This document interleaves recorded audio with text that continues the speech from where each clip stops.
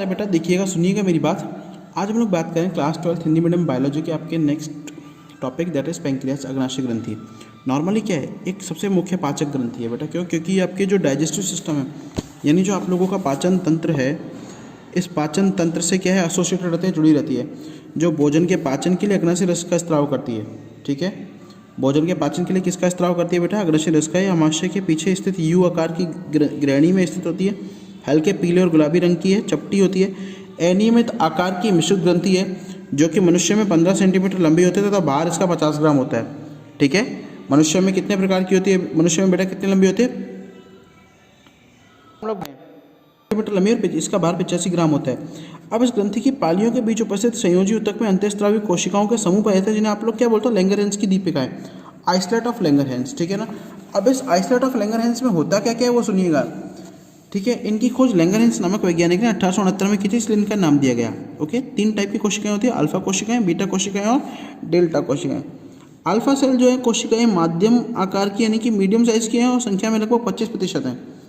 ये कोशिकाएं ग्लूकेगॉन का स्त्राव करती हैं और किम्बल और मर्लिन ने इनकी खोज की थी 1923 में, ठीक है ना।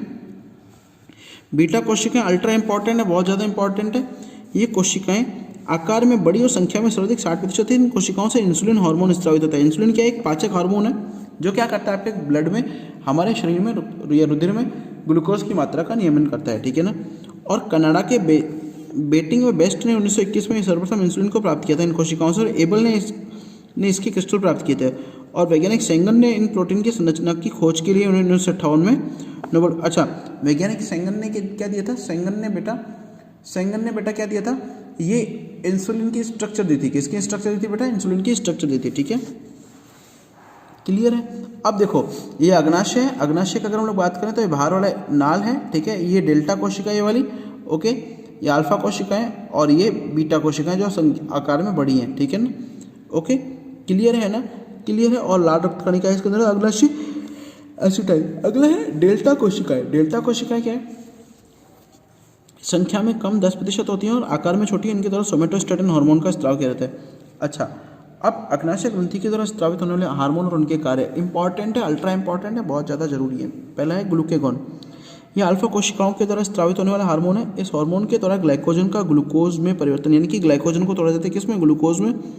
और वसा अम्लों और अमीनो अम्लों के से ग्लूकोनियोजेनेसिस के द्वारा ग्लूकोज का संश्लेषण को प्रेरित करता है तथा रक्त में ग्लूकोज की मात्रा को बढ़ाता है, ठीक है।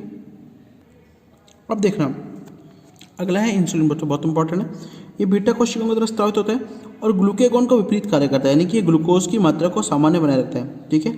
और यकृत में ग्लूकोज को ग्लाइकोजन के अब वहाँ तो क्या ग्लाइकोजन से ग्लूकोज का संश्लेषण हो रहा था, लेकिन उल्टा करता है। ये क्या करता है?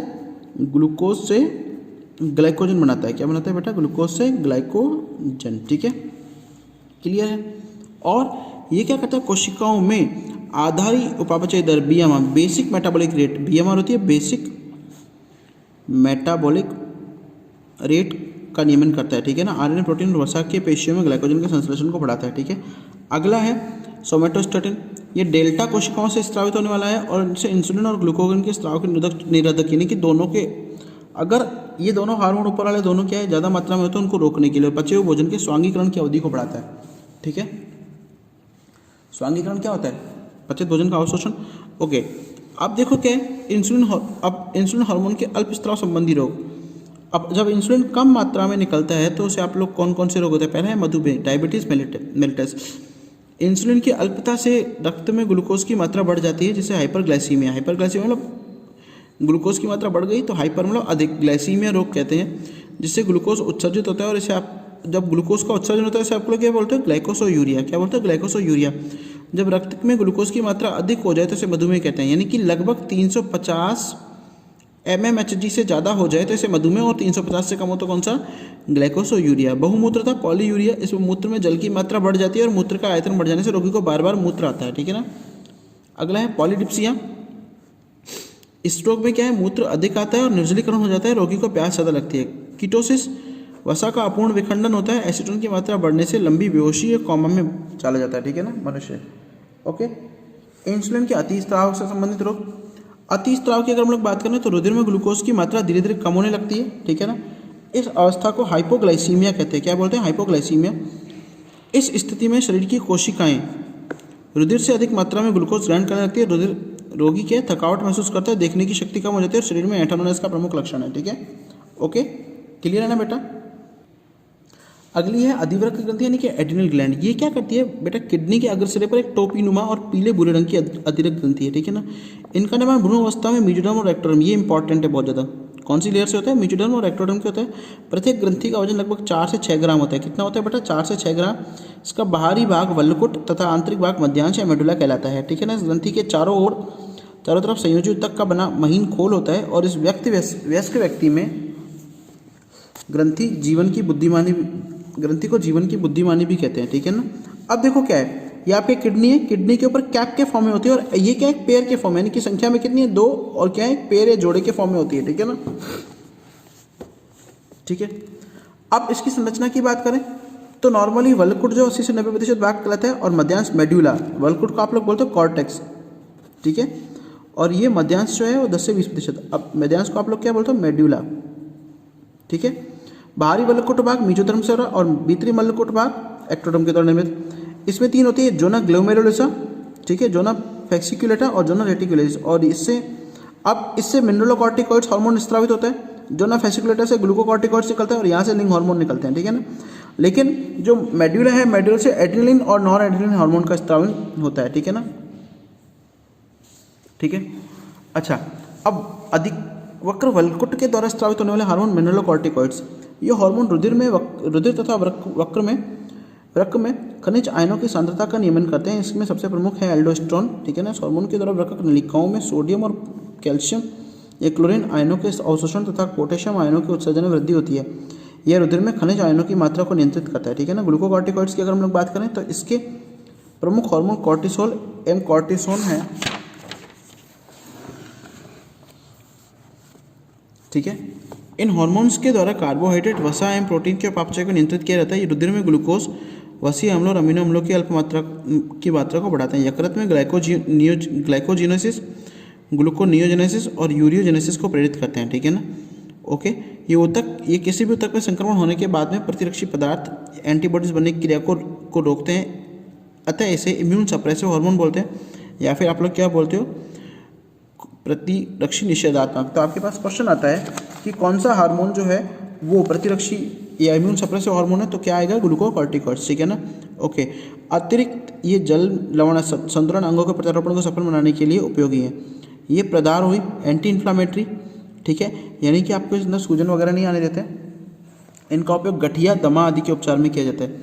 अगला है लिंग हार्मोन आदि, ये भी कॉर्टेक्स से निकलता है। तीसरा हार्मोन है एंड्रोजन, एस्ट्रोजन और प्रोजेस्टेरोन की थोड़ी थोड़ी मात्रा में स्राव करते हैं। हार्मोन बाह्य जनन अंगों, यौन व्यवहार आदि को प्रेरित करते हैं। स्ट्रोमेस हार्मोन की अधिकता से चेहरे पर बाल बढ़ने लगे थे। इस रोग को दीर्घलोपता या हिर्सुटिज्म कहते हैं। ये नर एवं मादा पेशियों में जननांगों के विकास करते हैं। ठीक है ना। अब मेड्यूला के द्वारा निकलने वाला हार्मोन कौन सा है? पहला है एड्रेनलिन। ठीक है। एड्रेनलिन ये बेटा अनुकंपी तंत्रिका तंत्र से होने वाली क्रियाओं को संचालित करने में मदद करता है। एरेखित पेशियाँ कौन सी है? जो पेशियाँ हमारी इच्छा के अनुसार कार्य नहीं करती। ठीक है, उनको उत्तेजित करता है। ये रुधिर वाहिनियों की दीवार को सिकुड़ने और रुधिर का दाब बढ़ाता है। ठीक है ना। हृदय की धड़कन को बढ़ाता है। ओके। अब पता है क्या है, कई बार क्वेश्चन आता है कि अगर आपकी शरीर में एड्रेनलिन हार्मोन निकल रहा है तो आप कैसे पहचानोगे? क्या होगा? रुधिर की वाहिनियों का दबाव बढ़ेगा, हार्ट बीट बढ़ जाएगी, आंखें चौड़ी हो जाएगी, पुतली फैल जाएगी, शरीर पर रोंगटे खड़े हो जाएंगे, पसीना बहुत अधिक मात्रा में आएगा, यकृत से संचित ग्लाइकोजन ग्लूकोज में परिवर्तित होकर रुधिर आने लगता है। ठीक है। अब ये संकटकालीन, अच्छा दूसरा एक इम्पॉर्टेंट है, संकटकालीन परिस्थितियों में आपकी शरीर को सामना करने के लिए तैयार करता है। मानसिक तनाव, गुस्से व डर के समय उत्पन्न होने वाले शारीरिक लक्षणों के समय इसका स्राव अधिक होता है। अधिक मात्रा में ऊर्जा मिलने के कारण संकट की परिस्थितियों में इसका सामना किया जा सके। ठीक है ना। अगला है बेटा नॉरएड्रेनलिन। यह हार्मोन एड्रेनलिन के द्वारा नियमित होने वाली समान क्रियाओं को प्रेरित करता है। इसके द्वारा रुधिर वाहिनियाँ फैल जाती हैं। इसके द्वारा हृदय की गति एवं रुधिर का दाब नहीं बढ़ता है। और विपत्ति में और संकट काल के समय 3 प्रकार की अनुक्रियाएं उत्पन्न हो जाती हैं। इनमें भय, फियर, संघर्ष, फाइट, ठीक है, अथवा पलायन का व्यवहार भी शामिल है। ठीक है ना। अधिवृक्क मध्यांश एड्रेनल मेडुला को 3F ग्रंथि भी बोलते हैं। क्यों? क्योंकि ये क्या है, 3F कौन कौन से? फियर, ठीक है, फाइट और फ्लाइट। ठीक है, क्लियर है। और अधिवर ग्रंथि जो विपरीत प्रतिक्रिया स्ट्रेस कंडीशन में शर्करा और साल्ट के उपापचय यानी कि लवण के उपापचय लैंगिक विकास संबंधी क्रियाओं का नियंत्रण भी करती है और यह ग्रंथि 4S ग्रंथि भी कहलाती है, यानी कि स्ट्रेस, शुगर, साल्ट और सेक्स रिलेटेड प्रोसेसेस। ठीक है ना, क्लियर है। अब इसके अल्पस्राव से कौन कौन से रोग होते हैं? तो पहला है एडिसन रोग। इसमें पता है कि कॉर्टेक्स हार्मोन के अल्पस्राव से सोडियम और जल की मात्रा मूत्र में काफ़ी बढ़ जाती है, जिससे शरीर का निर्जलीकरण हो जाता है। ठीक है ना, ओके। और उदर का दाब घट जाता है, त्वचा कांस्य और बॉजिंग हो जाती है, यानी कि त्वचा जो है वो कांस्य के आकार की हो जाती है, कांस्य के रंग की हो जाती है।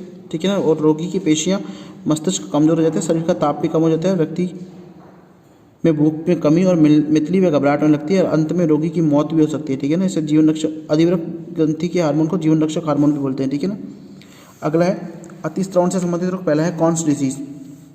ये किससे होता है? मिनरलोकॉर्टिकॉइड्स की अधिकता से उत्पन्न होता है बेटा।